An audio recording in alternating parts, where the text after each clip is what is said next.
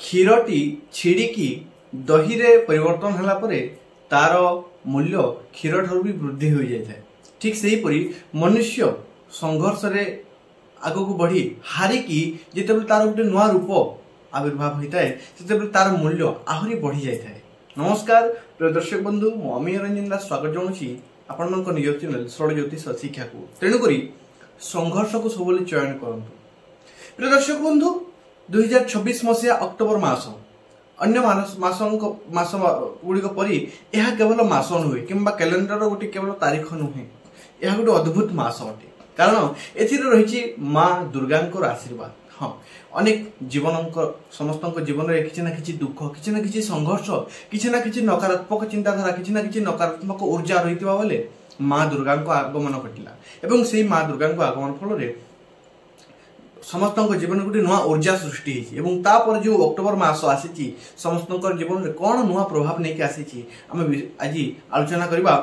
आज कन्या राशि जन्म जातक व्यक्ति मान कौन फलदायक रही, अर्थात कन्या राशि अक्टोबर मासरे जो ग्रह चलन घटुची, ग्रह मान परिवर्तन घटुची, आपण कौन नुआ चैलेंज नहीं आसूची, आपण मान कौन नुआ सुजोग नहीं आसूची, से विषय आम आज आलोचना करवा। चलतु फटाफट आरंभ करवा। तापर कोई भी वीडियो को गोटे छोटिया लाइक करके कमेंट बॉक्स में हृदय खोलिकी जय माँ दुर्गा लिखि दिंतु। चलतु वीडियो को आरंभ करवा। प्रिय दर्शक बंधु, कन्या राशि आपण नियर मासिक चार्ट देखि पार्थिबे, जाकि मु सरल माध्यम रे आपन को बुझाई देबी सरल रे एवं ताहा मु सामना देखि पारची। आपण को जन्म स्थान रे बुध एवं रविंकर युक्ति थिबा बेले द्वितीय रे मंगल। हां, किंतु चारोटी मुख्य ग्रहंकर एही मास राशि परिवर्तन घटिछि। ता सबुठ मुख्य जिनिस सफलता ना शुणिछंती। सफलतार अन्य नाम जदि देवगुरु बृहस्पति को कहबा तो कथाटा भूल हेबो नाही। से देवगुरु बृहस्पति एई मासे अक्टोबर मास 19 तारिख रे बकरी चलन चढ़ुचंती। बकरी कौन जिते देवगुरु बृहस्पति बकरी आसबे कौन फल देबे ताहा गोटे अलग विषय अटे एवं ताको जदि हम एथि ऐड करबा वीडियो अधिक लंबा हो तेणु तापर मु गोटे एक्स्ट्रा वीडियो आने पई चेष्टा करबी। किंतु आज जानबा अक्टोबर मास। प्रिय दर्शक बंधु, स्वास्थ्य ठार आरंभ करबा, कारण स्वास्थ्य सबुठ मोस्ट इंपोर्टेंट। आपन राशियाधिपति बुध जे कि जन्म स्थान रे ही उच्च राशि अवस्थान करछंती, तबे निश्चित रूप मु देखिबा पई पाउची आपनकर मासर आरंभ अति फिटफाट देखा जाउची, अर्थात स्वास्थ्य अत्यंत ठीक रहिबो, ठीक ठाक देखा जाउची स्वास्थ्य। किंतु जिते बेले बुधंकर राशि परिवर्तन हेबो 3 तारिख रे एवं शुक्रंकर आगमन घटिबो 9 तारिख रे, अर्थात 9-10 तारिख पर शुक्र से ही जगह नीच होती जो जगह बुध उच्च होइतांती। नीच माने कोन, उच्च माने कोन? नीच माने अनकंफर्टेबल प्लेस। जिते बेले गोटे ग्रह, अच्छा लग्न कौन बा राशि कौन, जन्मस्थान कौन, जन्मस्थान है केवल आपण विचार हे से जगह। तो से जगह गोटे अनकंफर्टेबल ग्रह आसी जाउछंती से जगह को, तबे से जगह से कंफर्टेबल होई पारिबे नहीं। तो से जगह को से जगह से भल प्रभाव देबे नहीं, से जगह से खराब प्रभाव देबे। तार बहुत डिफिकली रही रिसर्च अलग जिनस, किंतु आम से विषय को जीवानी। प्रदर्शक बंधु, 9-10 तारिख पर आपण स्वास्थ्य को लेकिन चिंता वृद्धि हेबो। हाँ, स्वास्थ्य को लेकिन फास्ट अफ ऑल आपण नियर खान पान प्रति ध्यान दिंतु। एही समय आपण नियर खान पान को लेकिन समय दे पारिबे नहीं एवं केतेक मिथुन कन्या राशि जन्म जातक व्यक्ति माने फास्ट फूड कि जंक फूड, तेलिया जिनिस, मसला जिनिस एही प्रति तांकर बेसी एट्रिक बढ़ी जीवो, जे गुडाक लगाव बढ़ी जीवो। तेणु करी नियर खान पान प्रति ध्यान देबा को पड़िबो एही समय रे। एवं जेतेबेले जन्मस्थान को नीच ग्रह आसुचंती सेही समय आपनकर मेंटली स्थिति, मानसिक स्वास्थ्य उपरे विशेष प्रभाव रहिबो। कारण जेतेबेले जन्म नक्षत्र को देकी गोटे नीच ग्रह गति करे सेते बेले जीवन भारी असंतुष्टि बा भारी संघर्षमय हो पड़े। यही समय आप देखिए पाखापाखि 9-10 तारिख आपन को मेंटली प्रेशर बेसी रहिबो, ओवर थिंकिंग बेसी हेबो, छोटिया छोटिया समस्या भी विराट रूप में देखाइबो। प्रदर्शक बंधु, शेष गोटे उपाय बतैबी, से उपाय द्वारा आप बहुत मात्रा रे भल रिजल्ट पाई परिबे।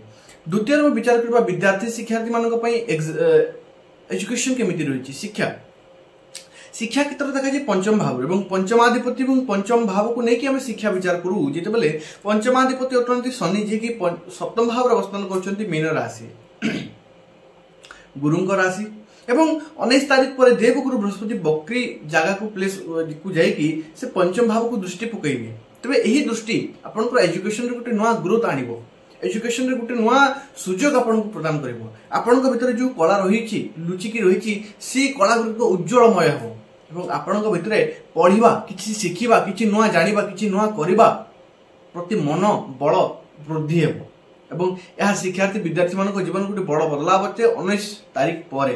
ତା ବିଷୟରେ ଗୋଟେ ଛୋଟିଆ ନେକ୍ସଟ ଭିଡ଼ିଓ ଆଣିବି, ଯାହା ଦେବଗୁରୁ ବୃହସ୍ପତିଙ୍କ ବିଷୟରେ ମୁଁ ଡିଟେଲ୍ସରେ କହିବି।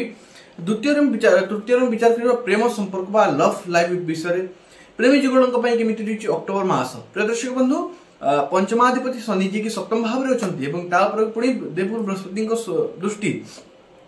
ଗୋଟେ କଥା ନିଶ୍ଚିତ ରୂପରେ ମୁଁ କହିବି ଆପଣଙ୍କୁ, ଏହି ସମୟରେ ଆପଣ ଯଦି ପ୍ରେମକୁ ବିବାହର ନାମ ଦେବା ପାଇଁ ଚାହୁଁଛନ୍ତି, ଏହି ବକ୍ରି ଅକ୍ଟୋବର ବୋଲି ମୁଁ କହୁନି, ଅକ୍ଟୋବର ନୁହେଁ, ବକ୍ରି ଦେବଗୁରୁ ବୃହସ୍ପତି ବକ୍ରି ଥିବା ସମୟରେ ତାହା ବହୁତ ଭଲ ସମୟ। କାରଣ ଦେବଗୁରୁ ବୃହସ୍ପତିଙ୍କ ଦୃଷ୍ଟି ବି ରହିଛି ଏବଂ କୁହାଯାଏ ଦେବଗୁରୁ ବୃହସ୍ପତିଙ୍କ ଦୃଷ୍ଟି, ଗୁରୁ ଦୃଷ୍ଟି ଅମୃତମୟ ଅଟେ। ପ୍ରିୟ ଦର୍ଶକ ବନ୍ଧୁ, ଏହି ସମୟରେ ଆପଣ ଦେଖିବେ ଅନେକ ସମ୍ପର୍କ ଏମିତି ହେବ ଯେମିତି ଯେଉଁ ସମ୍ପର୍କ ଗୁଡ଼ିକ ସିରିୟସ୍ ଅଛି, ଅର୍ଥାତ୍ ଯେଉଁ ସମ୍ପର୍କ ଗୁଡ଼ିକ ମନର କପଟ ନଥାଏ, ଯେଉଁ ସମ୍ପର୍କ ଗୁଡ଼ିକ ମାନେ ଭିତରେ ବି ଲୟାଲିଟି ଅଛି, ସେହି ସମ୍ପର୍କ ଗୁଡ଼ିକ ଟିକିବ ଏବଂ ଯେଉଁ ସମ୍ପର୍କ ଗୁଡ଼ିକ ଛଳନାରେ ଚାଲୁଛି ନା, ସେହି ସମ୍ପର୍କ ଗୁଡ଼ିକ ବିଚ୍ଛେଦ ହୋଇଯିବ। ପ୍ରିୟ ଦର୍ଶକ ବନ୍ଧୁ, ବୈବାହିକ ସ୍ଥିତି ଉପରେ ବିଚାର କରିବା। କନ୍ୟା ରାଶିର ଜନ୍ମଜାତକ ବ୍ୟକ୍ତିମାନଙ୍କର ବୈବାହିକ ସ୍ଥିତି ଭାବରେ ଶନି ରହିଅଛି ଏବଂ ଶନି ଗୋଟେ ଭାରି ଗ୍ରହ, ଓଜନଦାର ଗ୍ରହ ଏବଂ ଶନି ଯେତେବେଳେ ରହୁଛନ୍ତି, ଶନି କିଏ? ଶନି ହେଲେ ଏକ୍ଜାମ। ଶନି ଗୋଟେ ନୂଆ ନା, ଯଦି ଆମେ ଅଲଗା ନା, ଶନି ହେଲେ ଏକ୍ଜାମ ଟେଷ୍ଟ। ସେ ଯେଉଁ ଜାଗାରେ ରୁହନ୍ତି ସେ ଜାଗାର ଜିମ୍ମେଦାରୀ ପଠାଇ ଦିଅନ୍ତି। ସପ୍ତମ ଭାବ ବିବାହ ଭାବରେ ରହିଛନ୍ତି। ଆପଣ ଯଦି ବିବାହ ହୋଇନାହାନ୍ତି, ଏହି ସମୟରେ ଦେଖିବେ ଆପଣଙ୍କ ଘରରେ ଆପଣଙ୍କ ପାର୍ଟନରକୁ ନେଇକି ଚର୍ଚ୍ଚା ହେବ। ଆପଣଙ୍କ ପାର୍ଟନର କମି ମେହସୁସ ହେବ, ଅର୍ଥାତ୍ ମା ବାପାଙ୍କର ଏଜ୍ ହୋଇଯାଇଛି, ମା ବାପା ମାନେ ଆଉ ସେତିକି ଇଏ ପାରୁନାହାନ୍ତି, ତ ସବୁକିଛି ଆପଣଙ୍କୁ ହ୍ୟାଣ୍ଡେଲ କରିବା ପାଇଁ ଦୁଇ ଜଣ ହୋଇକି ଆପଣଙ୍କୁ ଖୋଜା ଲାଗିବ। ପ୍ରିୟ ଦର୍ଶକ ବନ୍ଧୁ, ଯଦି ଆପଣ ବିବାହ ହୋଇସାରିଛନ୍ତି, ଆପଣଙ୍କ ଲାଇଫ୍ ପାର୍ଟନରକୁ ନେଇକି କିଛି ନା କିଛି ଚିନ୍ତା ରହିବ, ତାଙ୍କ ପ୍ରତି କିଛି ନା କିଛି ଆପଣଙ୍କ ଜିମ୍ମେଦାରୀ ରହିବ, ଆପଣଙ୍କର ଭାବନା ରହିବ। ତାଙ୍କ କ୍ୟାରିୟରରେ କିଛି ଗ୍ରୋଥ ଦରକାର, କିଛି ଯଦି କରୁଛନ୍ତି ତାଙ୍କୁ ନେଇକି ଆପଣଙ୍କୁ ଚିନ୍ତା ବୃଦ୍ଧି ହେବ, କିମ୍ବା ତାଙ୍କର ସ୍ୱାସ୍ଥ୍ୟକୁ ନେଇକି ମଧ୍ୟ କିଛି ସମସ୍ୟା ଦେଖାଯାଇପାରେ। ଯେହେତୁ ଷଷ୍ଠାଧିପତି ଅଟନ୍ତି ଶନି, ତାଙ୍କର ସ୍ୱାସ୍ଥ୍ୟକୁ ନେଇକି ମଧ୍ୟ ଆପଣଙ୍କର କିଛି ଚିନ୍ତା ରହିପାରେ, ତାଙ୍କର କେୟାର ରହିବ, ତାଙ୍କର ଜିମ୍ମେଦାରୀ ରହିବ। ଆଚ୍ଛା, ଆମେ ଯଦି କ୍ୟାରିୟର ଉପରେ ବିଚାର କରିବା, ଦଶମ ଭାବରୁ କ୍ୟାରିୟର ଦେଖାଯାଏ ଏବଂ ଦଶମାଧିପତି ବର୍ତ୍ତମାନ ବୁଧ ଉଚ୍ଚ ଜାଗାରେ ଅଛନ୍ତି ଏବଂ ଦଶମ ଭାବରେ ଗୁରୁ କି ବୁଧଙ୍କ ରାଶି, ପ୍ରଥମତଃ ଶିକ୍ଷାର ରାଶି, ବୁଧ ବୁଦ୍ଧିର ରାଶି, ଦ୍ୱିତୀୟତଃ ବୃହସ୍ପତି ସେଠାରେ ଅଛନ୍ତି। ତେବେ ଆପଣଙ୍କୁ ନୂଆ ଆପଣଙ୍କର କ୍ୟାରିୟର, ଆପଣ ଯେଉଁ ଫିଲ୍ଡକୁ ଯାଉଛନ୍ତି ସେ ଜାଗାରେ ଆପଣଙ୍କୁ ନୂଆ ନୂଆ ଜିନିଷ ଶିଖିବା ପାଇଁ ଇଚ୍ଛା ହେବ। ଆପଣ ହାରିକି ଆସିଲେ ବି ଆପଣଙ୍କ ମନରେ ଆସିବ କି ମୁଁ ହାରିକି ଆସିଲି, ସେଇ ଜିନିଷ ଆପଣଙ୍କ ମନରେ ନଥିବ। ମୁଁ କିଛି ଶିଖିକି ଆସିଲି, ସେଇ ଜିନିଷ ଆପଣଙ୍କର ମନରେ ଥିବ। ତାହା ହିଁ ଅଟେ କନ୍ୟା ରାଶି। ସବୁବେଳେ ଗୋଟେ ଅଲଗା ଜିନିଷ, ଲୋକେ ଯାହା ଭାବନ୍ତି କନ୍ୟା ରାଶି ମାଇଣ୍ଡରେ ଏହା ଚାଲୁଥିବା ନୁହେଁ। କନ୍ୟା ରାଶିର ମାଇଣ୍ଡକୁ ଚିହ୍ନିବା ଏତେ ସହଜ ନୁହେଁ। ପ୍ରିୟ ଦର୍ଶକ ବନ୍ଧୁ, କ୍ୟାରିୟରକୁ ନେଇକି ଅତି ଶୁଭ ପରିଣାମ ଦେଖାଯାଉଛି, କିନ୍ତୁ ଯେତେବେଳେ ଶୁକ୍ର ଜନ୍ମସ୍ଥାନକୁ ନିଚ ରାଶିକୁ ଆସୁଛନ୍ତି, ତେବେ କୌଣସି 9-10 ତାରିଖ ପରେ କ୍ୟାରିୟରକୁ ନେଇକି କିଛି ବଡ଼ ଡିସିସନ୍ ନିଅନ୍ତୁ ନାହିଁ, বা ଲାଇଫ୍ର ଜୀବନ କ୍ଷେତ୍ରର କିଛି ବଡ଼ ଡିସିସନ୍, ବଡ଼ ଫୈସଲା, ବଡ଼ ନିର୍ଣ୍ଣୟ ନିଅନ୍ତୁ ନାହିଁ ଏହି ସମୟରେ।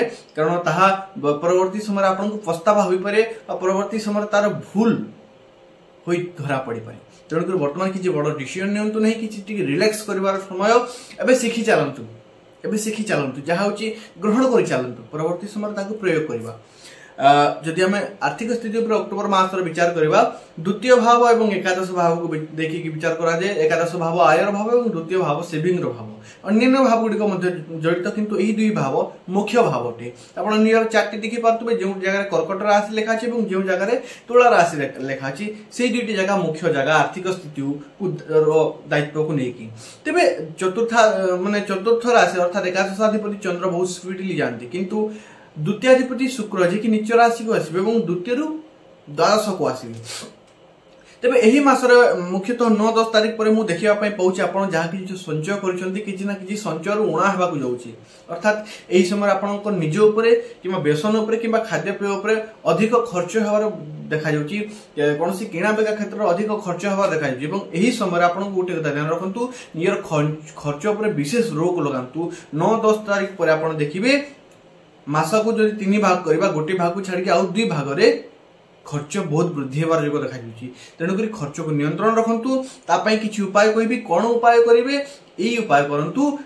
ଦ୍ୱିତୀୟ ଭାବ ଶୁକ୍ରଙ୍କ ରାଶି, एवं शुक्र अटंती तार मालिक तेबे शुक्रवार दिन निज हाथ में किसी तैयारी करिकी किसी भल जिनस तैयारी करिकी छुआ मान खाइबा दिंतु तांकर भी मन खुश हो ता शुक्र बहुत भल उपाय बिना बिना बेसी खर्च अति कम परिमाण में आपको एमती उपाय बतेबी जहाँ आपको बहुत भल रिजल्ट देव आपण किसी रोषे निज हाथ रोषे करंतु किसी यदि परना चाह कि अलग जिनस जहाँ होची किसी खाइबा दिंतु किसी